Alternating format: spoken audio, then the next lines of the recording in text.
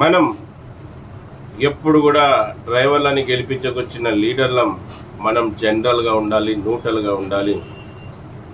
మనం ఏ పార్టీలకి సపోర్ట్లు తెలియచేయకూడదు. మనం ఏ పార్టీ వస్తుంది అనేది నీకు తెలుసా, నాకు తెలుసా, అది అంతా భగవంతుడికి తెలుసు.